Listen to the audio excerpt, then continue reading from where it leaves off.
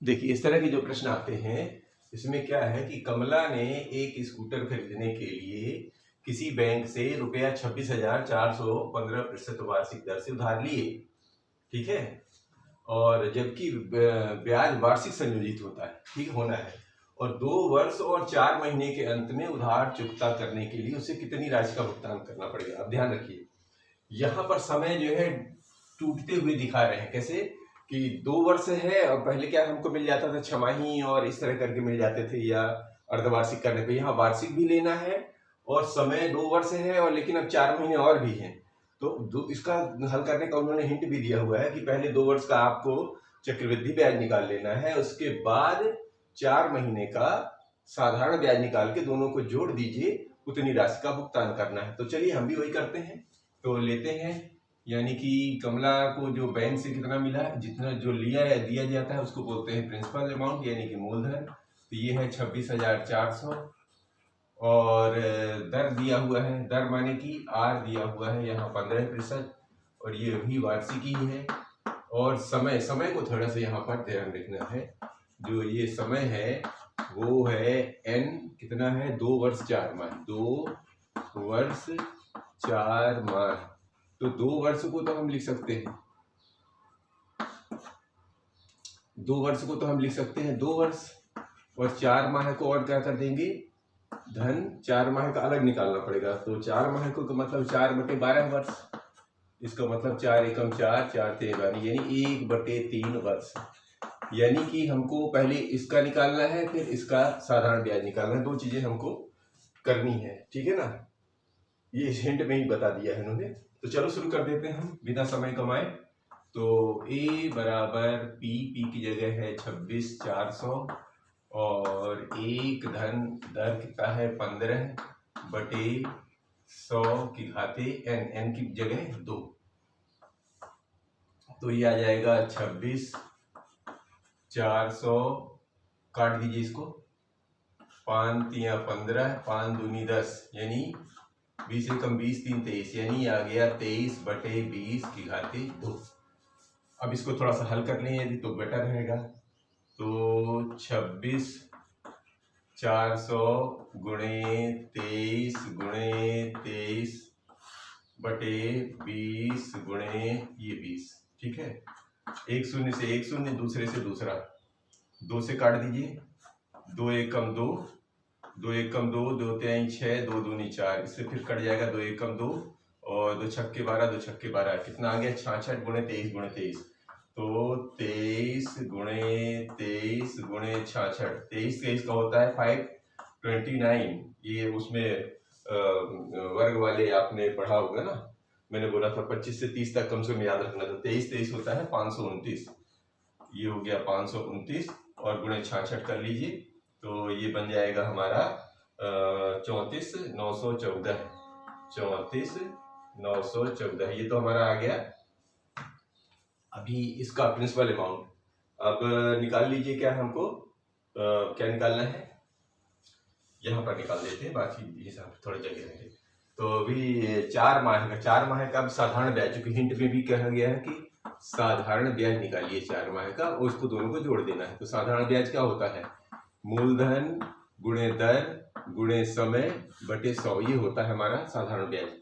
तो P वही रहेगा 26,400, 26,400 का दर 15%, और समय कितना है, समय n की जगह 1/3, तो 3 नीचे चला जाएगा और ये 100 का गुणा हो जाएगा। ठीक है जी, बस करना कुछ नहीं है, इस शून्य से इस ये से ये काट दीजिए, और 3 एकम 3, 3 पचे 15, इन दोनों का गुणा करके इन दोनों का गुणा कर दीजिए। तो 26,400 PRT। ठीक है, तो ले लीजिए। नहीं नहीं नहीं नहीं, ये गलत हो गया, गलत। अब ये जो सॉरी उल्टा कर दिए, यहाँ पर जो ये जो निकला है 39,914 है, ये अब ये मूलधन बनेगा, क्योंकि इस पर ब्याज निकालना है। हाँ वही तो गलती हो रहा है, ये जो P आ गया है 34,914, अब ये P कहलाएगा। अब यहाँ पर ये P बन जाएगा, क्यों, क्योंकि ये 2 ब्याज चक्रवृद्धि ब्याज जोड़ के जो बनता है वो अगले ब्याज के लिए वो मूलधन कहलाता है। तो ये बन जाएगा, इस पर निकालना है हमें। आर है कितना, आर है 15% और समय है 1/3 गुणे 100, ऐसा होगा। ठीक है, अब समझ में आ गया। तो शुरू कर देते हैं। 3 एकम 3, 3 पचे 15 और 5 एकम 5, 5 दूनी 10 यानी 20 और 2 इसका करके क्या करना है, 2 से भाग दी, 2 दहम 20 और 2 से काटेंगे तो 2 एकम 2 और 2 सत्ते 14 है और 2 चौके 8 और ये बन गया 2 पंचे 10, 2 सत्ते 14 यानी कितना आ गया 1757। इसमें लिख लीजिए पहले 17,457 और बटे 10। अब इसको काटिए नहीं, सीधे 10 का भाग देंगे तो क्या होगा, यहाँ पे दशमलव लग जाएगा तो 1745.70 लगा दीजिए अपने से। इतना आ गया हमारा साधारण ब्याज। क्लियर हो गई। अब जो ये हमारा मिश्र धन आया था और ये जो ब्याज निकला, इन दोनों को जोड़ दीजिए क्योंकि इसमें ब्याज पहले से जुड़ी हुई है और ये ब्याज आपको जोड़नी है। इन दोनों को जोड़ दीजिए तो आपको कितना पैसा देना है वो निकल आएगा। तो क्या लिखेंगे, क्या कहें, बिक्री कुल भुगतान करना होगा, कुल भुगतान करना होगा। भुगतान, कुल भुगतान तो कैसे हो जाएगा, ये जो निकला था 34,914 रुपए में 1745.70 को जोड़ दीजिए।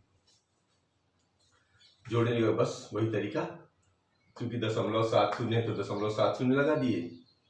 5 4 9 4 और 1 5 और 9 7 16 की 6 हासिल का 1 4 1 5 1 6 और ये, यानी इतना पैसा उनको देना पड़ेगा। किनको, कमला जी को 2 साल 4 महीने के बाद। चलिए अगला उठाते हैं। अब इस प्रश्न को उठाते हैं। अगला प्रश्न है कि फैबिना ने रुपए 12,000 3 वर्ष के लिए 12,500 3 वर्ष के लिए 12% वार्षिक दर से साधारण ब्याज पर उधार लिए और राधा ने उतनी ही राशि उतने ही समय के लिए, नहीं समय दोनों के लिए ठीक है सेम है, 10% वार्षिक दर से चक्रवृद्धि ब्याज पर उधार लिया। जबकि ब्याज वार्षिक रूप से संयोजित होता है, किसे अधिक ब्याज का भुगतान करना है, कितना करना है। तो यहाँ पर हम 2 चीजें पहले से दिए हैं। क्या क्या दिया है वो लिखो। P दोनों के लिए समान है यानी 12,500 दोनों के लिए सेम है और N जो है 3 वर्ष दोनों के लिए सेम है। और यहाँ पर जो है फैबिना के लिए, यहाँ पर लिख लीजिए फैबिना के लिए कितना है, दर जो है R है 12%। और इधर राधा के लिए जो है P वही है 12,500 और समय यानी कि N दिया हुआ है 3 वर्ष और यहाँ पर R हो जाता है 10%। इसे चक्रवृद्धि ब्याज करना है और इसको करना है साधारण ब्याज पर। चलिए देखते हैं दोनों को क्या हिसाब किताब बनता है। तो लीजिए फैबिना का पहले साधारण ब्याज निकालते हैं। साधारण ब्याज का सूत्र वही होता है PRN का मल्टीप्लाई 100 का भाग। ठीक है, तो अब जो है P की जगह है लिख देंगे 12,500, R अभी भी 12% और N की जगह 3 है और बटा 100 का। तो 1 0 से 1 0, 1 0 से 1 0। अब इधर 125 और 12 3 36, इन दोनों का गुणा करेंगे तो हो जाएगा 4500 रुपये हो जाता है। गुणा करके देख लीजिए कितना पैसा रुपया आता है। अब जो होता है ये इतना रुपया आ जाएगा। अब इधर देखिए इसका क्या निकाल दे, चक्रवृद्धि ब्याज निकाल लीजिए। चक्रवृद्धि मिश्र धन को हम लोग ए से दर्शाते हैं। तो ए बराबर P 1 धन R बटे 100 की पावर N।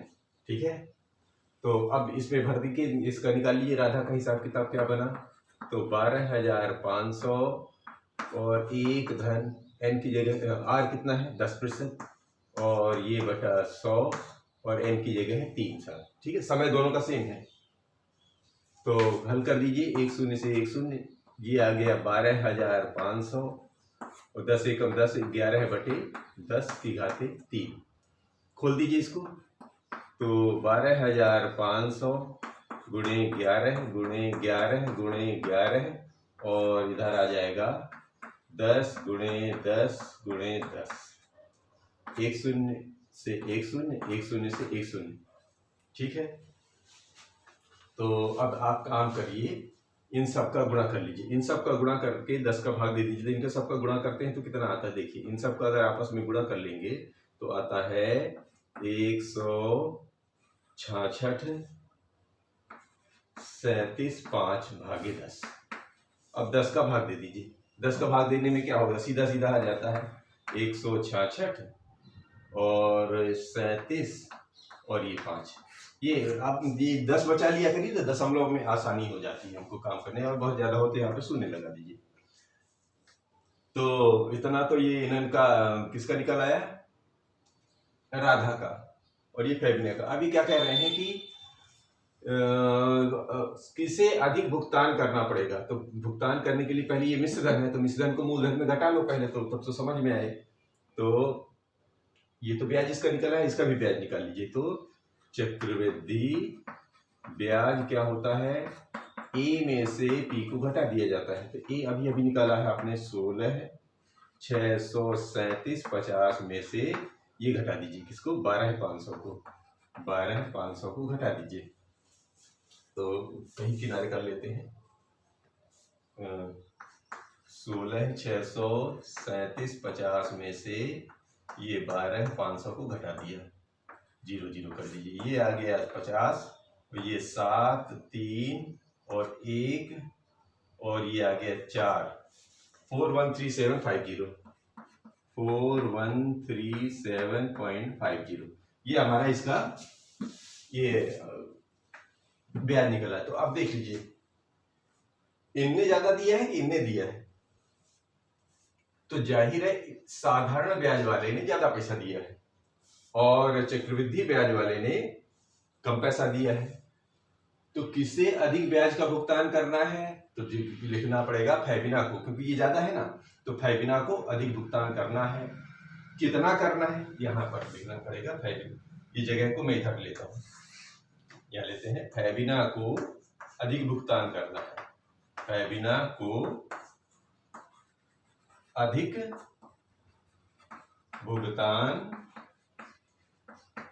करना है। क्यों, कि फैबिना का ब्याज ज्यादा लग रहा है, इसका कम लग रहा है। ठीक है, राधा का कम लग रहा है, तो कितना अधिक करना है, तो 4500 रुपए में इसको घटा दीजिए। तो कितना कितना अधिक, तो ये रहा 4500 और ये रहा 413750, इसको घटा दीजिए, यहाँ किनारे कर लीजिए। तो ये रहा 4500, शून्य शून्य लगा दीजिए, 4137.50। ठीक है, तो घटाने पे आ जाएगा 50, ये हो जाएगा 10, 9 में से 7 गया 2, और ये हो गया 9 में से 3 गया 6, है ना, और ये बन गया 4 में से 1 गया 3, 362 रुपया 50 पैसा। कितना आ गया, 362 रुपया 50 पैसा इसको ज्यादा ही देना पड़ेगा। क्लियर हो गई बात, ठीक, ये रही आंसर। ठीक, अब लेते हैं चौथा नंबर। अब इस प्रश्न में देखिए, मैंने जमशेद से रुपया 12,000 2 वर्ष के लिए 6% वार्षिक दर से साधारण ब्याज पर उधार लिए। यदि मैंने यह राशि 6% वार्षिक ब्याज दर से चक्रवृद्धि ब्याज पर ली होती तो मुझे कितनी अतिरिक्त राशि का उधार। तो बस वही तरीका है, पहले तो देखिए दिया क्या है। तो P दिया हुआ है यहाँ पर 12,000 रुपए, और N दिया हुआ है 2 वर्ष, और R दिया हुआ है 6%। ठीक है, तो हम दोनों को अलग अलग निकाल लेते हैं। यहाँ पर ले लेते हैं साधारण ब्याज, साधारण ब्याज, और इधर ले लेते हैं चक्रवृद्धि ब्याज। दोनों को हल कर लेते हैं और देख लेते हैं कि किसने तुलना पड़े। तो साधारण ब्याज क्या होता है, PR × N/100। ठीक, तो P कितना है, वही 12,000 रुपए, और R कितना है 6, और N है 2 वर्ष, और ये 100, 1 0 1 0 1 0 1 0 गुणा कर दीजिए। 6 दूनी 12 है, और 12 12 144। ठीक है, और ये शून्य इधर आ गया। इतना रुपया तो साधारण ब्याज का हो गया। अब चक्रवृद्धि ब्याज क्या होता है? चक्रवृद्धि ब्याज होता है, निकालने का क्या तरीका है? चक्रवृद्धि ब्याज के लिए पहले हमें ए निकालना पड़ेगा। सबसे पहले ये तो सीधे ब्याज निकल आता है, तो इसका सूत्र होता है ए बराबर पी 1 धन आर बटे 100 और एन, ठीक है ना। पहले वो निकालना पड़ेगा हमको, ब्याज है ना, फिर उसके पहले मिश्र धन निकलेगा, फिर ब्याज निकलेगा। तो मिश्र धन निकाल लीजिए। तो ये ए की जगह पी की जगह कितना है? पी है 12,000 रुपया, ये लीजिए। और 1 धन आर कितना है यहाँ पर? अभी भी 6 है, 6 बटे 100 और समय 2 साल है। सो 2 3 6 और 2 5 10 50, ठीक है। तो ये हो जाएगा 12,000 रुपया और ये 50 से कम 50 3 53 बटे 50 की घाते 2। इनको खोल दीजिए तो ये बन जाएगा 12,000 और ये पहला 53, ये दूसरा 53 और ये रहा 50 और ये 50। अब देखिए जी 1 0 1 0 1 0 1 0, ठीक है। 5 से काटेंगे, 5 एकम 5 और 5 दूनी 10 और 5 चौके 20, 24 आ गया। अब ये विषम संख्या, ये विषम 5 का तो कहीं होने जाना नहीं, तो अब एक काम करते हैं, इनका गुणा कर लेते हैं। तो 24 गुणे 53 होता है। अलग से अगर आप कर रही हैं, अभी 5 भी है, तो अलग से अगर हम आपस में गुणा करेंगे तो 6 7 4 1 6 इतना आएगा। इसका 5 का भाग देना है, 5 का भाग देंगे तो ये कितना चला जाएगा? ये 1 3 4 8 3.2, ये इसका भाग निकल आएगा। अलग से हल करके देख लेंगे, बड़े आराम से हो जाता है किनारे करके, क्योंकि बहुत ज्यादा कैलकुलेशन करनी पड़ती है। तो अब इसको जब दोनों, ये इतना अंतर आ गया, ठीक है, ये क्या हो गया? तो मुझे कितनी अतिरिक्त राशि का अब चाहिए? तो अभी मिश्र धन आया, अभी हमको क्या करना है? इसका, इसमें से घटाएंगे तो ब्याज निकलेगा। तो ब्याज कितना दिया यहाँ लिख लीजिए। अब आएगा चक्रवृद्धि ब्याज। चक्रवृद्धि ब्याज कितना होता है? इसमें से ये 12,000 रुपए घटा दीजिए, तो 13 4 83.20 लगा दीजिए बराबर करने के लिए, और ये है 12,000 रुपया। यानी कि घटाने के बाद कितना मिल जाएगा? 12,000 घट जाएंगे तो 2 0 इधर से 3 और, ठीक है, तो 12,000 में कितना? 1300, ये कितना? 1,000, 12 1 13, ठीक है ना। तो 1 4 8 3 इतना बचेगा, ठीक है। 14 83 20 इतना आ गया। अब देख लीजिए वो क्या कह रहे हैं। ये चक्रवृद्धि उधार लीजिए तो मुझे कितनी अतिरिक्त राशि का भुगतान करना पड़ता? इतना पैसा।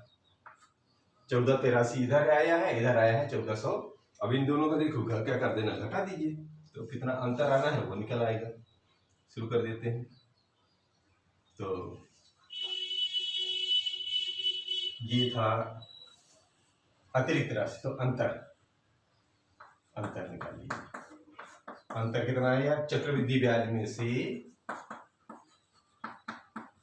साधारण ब्याज वाला घटा दीजिए पैसा।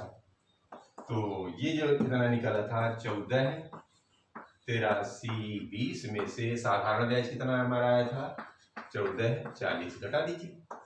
तो 14 से 14 चले गए, ये बचेगा 40 3 43 रुपया 20 पैसा। इतना पैसा जो है वो ज्यादा देना पड़ रहा है।